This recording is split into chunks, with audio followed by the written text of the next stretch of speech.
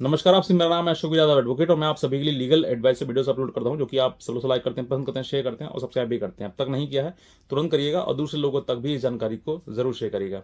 देखिए, होता क्या है कि बहुत सारे हस्बैंड वाइफ के बीच में डिस्प्यूट हो जाता है और डिस्प्यूट के बाद जो है वो पत्नी कोर्ट चली जाती है और कोर्ट में जाकर मेंटेनेंस का एक मुकदमा दायर करती है। मुकदमा दायर करने के बाद पति के पास सम्मन जाता है, नोटिस जाता है, पति अपने कोर्ट में आता है, आने के बाद अपनी बात कर कहता है, जो भी जितनी बात कहनी है उसको। लेकिन इन सब चीज़ों के बीच में एक लैंडमार्क जजमेंट की बात चीज आती है, क्योंकि जब पति पत्नी का विवाद होता है और मेंटेनेंस का केस जब सामने आता है तो एक लैंडमार्क जजमेंट, यानी कि जो आप सब लोग जानते हैं अच्छे से, उसी का नाम है रजनीश वर्सेस नेहा। यानी कि इसका जो मेन उद्देश्य था, यानी कि इस जजमेंट का जो मेन उद्देश्य था इसमें यही था कि जो पत्नी अपने मुकदमे में, यानी कि मेंटेनेंस के मुकदमे में मुकदमा दायर करती है और उसको एक से कई गुना बता देती है, यानी कि बड़ा चढ़ाकर उसको बता देती है। पति कुछ नहीं कमाता होगा लेकिन वो बहुत बड़ा बता देती है कि भाई बहुत बड़ा बिजनेसमैन है, और इसी आधार पर जो है वो किसी बात को, अपनी सारी इनकम, अपनी जितने भी एसेट्स हैं, लायबिलिटीज हैं, वो सब छिपा लेती थी पूर्व में, यानी कि पहले जब होता था, जब ये, क्योंकि सन 2020 में जो है एक लैंडमार्क जजमेंट आया रजनीश वर्सेस नेहा, और इसके बाद जो है चीजें बहुत बदल गई हैं। अब चीजों का बदलने का मतलब क्या है, उसका यही उद्देश्य था कि ना पत्नी झूठ बोल पाए और ना पति झूठ बोल पाए, यानी कि कोई भी अपनी एसेट्स, इनकम, लायबिलिटीज छिपा नहीं पाए। तो छिपा नहीं पाएगा तो क्या करेगा, वो सच्चाई बोलेगा, सच बोलेगा तो फिर जो मेंटेनेंस है, जो मेंटेनेंस बांधने की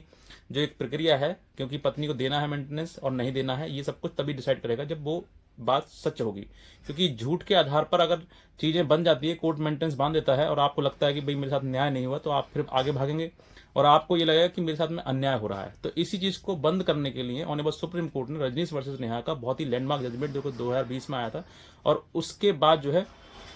इसमें तमाम चेंजेस आए। यानी कि जो महिलाएं झूठा मुकदमा कर देती थी उसमें बहुत सारे चेंजेस आए, और महिलाएं जो है वो झूठा मुकदमा ना करके अपनी सच्चाई बोलती हैं, तब बताती हैं कि साहब इसके पास इतनी है, मेरे पास इतनी है, आपके पास कुछ नहीं है। ये शो हो जाता है कि हाँ नहीं है कुछ, और पुरुष कमाता है और पति है, सब कुछ लीगल चीजें हैं, तो आपको मेंटेनेंस देना होगा। ये बात मैं उसमें जो रजनीश वर्सेस नेहा का जो लैंडमार्क जजमेंट है उसमें स्पष्टली कहा गया है। अब बात करते हैं कि आज मैंने इस वीडियो को क्यों बनाया गया है। क्योंकि देखिए, बहुत सारी ऐसी चीजें होती हैं जो हर व्यक्ति को मालूम नहीं होती हैं। रजनीश वर्सेस नेहा में सारी गाइडलाइन पति और पत्नी दोनों के मतलब को नजर में रखते हुए ये पूरी गाइडलाइन दी गई हैं। लेकिन बहुत सारी कुछ चीजें ऐसी भी हैं कि जहां पर महिला अपनी बात ना छुपाए, और इसीलिए वो सब कुछ खोल कर रखे। जब महिला पूरी सक्षम होगी, उसके पास प्रॉपर्टी है, क्योंकि बहुत सारी ऐसी महिलाएं हैं जो झूठ बोल के कोर्ट में प्रार्थना पत्र देती हैं और उस कहती हैं कि मुझे मेंटेनेंस दिया जाए। उनके पास काफी प्रॉपर्टी होती है, लाखों की करोड़ों की प्रॉपर्टी उनके पास में, जॉब कर रही है, नौकरी कर रही है, कमाने में सक्षम है, लेकिन फिर भी वो झूठ बोलकर मुकदमा करती हैं ताकि दूसरे पक्ष को, यानी कि जो पति है, उसको मेंटली टॉर्चर किया जा सके। इसी चीज को बचाने के लिए देखिए,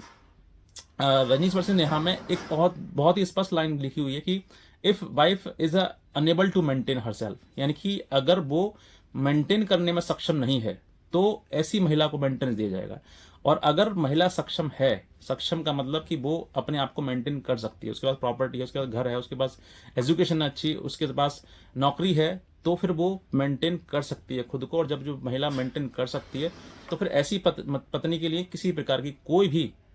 मेंटेनेंस की आवश्यकता नहीं है। ये स्पष्टली मेंटेनेंस का जो सेक्शन है 125 सीआरपीसी वो और 144 बीएनएसएस में भी यही बात की गई है कि अनेबल टू मेंटेन हरसेल्फ। अगर मेंटेन कर सकती है वो, तो उसको क्या जरूरत है मेंटेनेंस की। लेकिन जहां पर वो अनेबल है, मतलब कर नहीं सकती है, तो वहां पर आवश्यकता है। अब ये सब कुछ पॉइंट हुए, गाइडलाइन हुई, बहुत सारी चीजें लिखाई गई, क्योंकि बहुत बड़ा जजमेंट है, आप पढ़ोगे तो समझ जाओगे। लेकिन पूरे जजमेंट में एक और निष्कर्ष आया है जिसको आपको बहुत ही ज्यादा मतलब फोकस के साथ में इस चीज को समझना चाहिए कि इस निष्कर्ष के बाद जो है ये पूरा लैंडमार्क जजमेंट और पूरा सीआरपीसी और बीएनएसएस सभी पे ऊपर है, मतलब सुप्रीम है वो चीज। वो क्या है कि सब कुछ पूरा लैंडमार्क जजमेंट कहा है, बताया है, सब कुछ पूरी हस्बैंड वाइफ के बारे में सब कुछ बताया गया है। लेकिन एक बात उसमें लास्ट में ये कही गई है कि discretionary power is a supreme,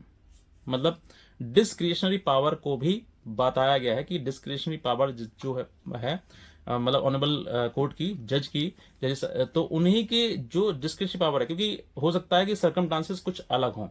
तो उन सर्कमस्टांसेस को देखते हुए ही मतलब मेंटेनेंस को बांधा